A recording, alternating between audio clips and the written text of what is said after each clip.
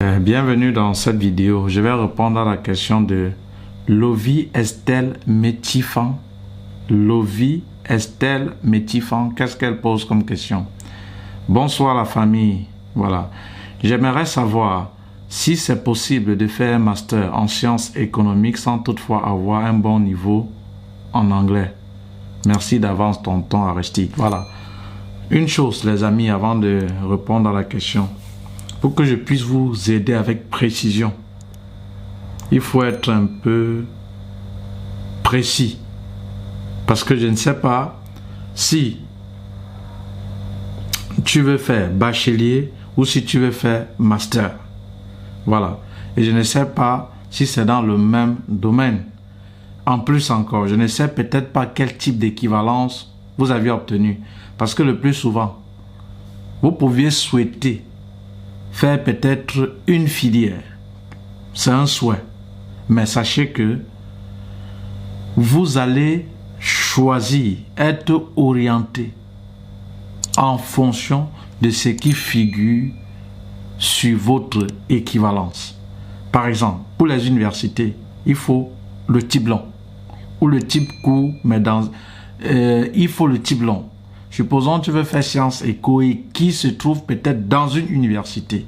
Alors, si tu n'as pas le type long, tu ne pourras pas faire sciences éco dans cette université parce que pour faire sciences éco, il faudra avoir le type long.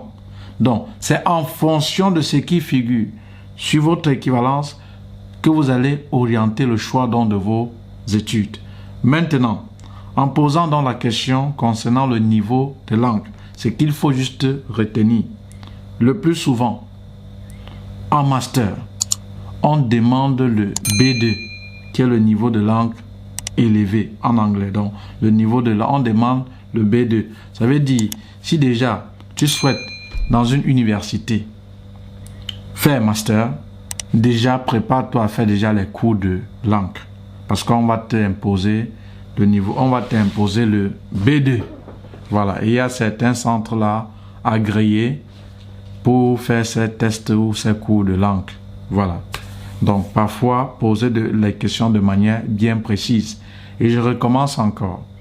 C'est en fonction de ce qui figure sur votre équivalence que vous allez orienter le choix de vos études. Et généralement, et ça c'est le cas, je m'adresse à Lovie Estelle, généralement, quand c'est le master, on vous impose le B2. Ce test de langue là. Donc, faites-le. Voilà, donc c'était donc tout pour cette vidéo. Merci et à tout de suite.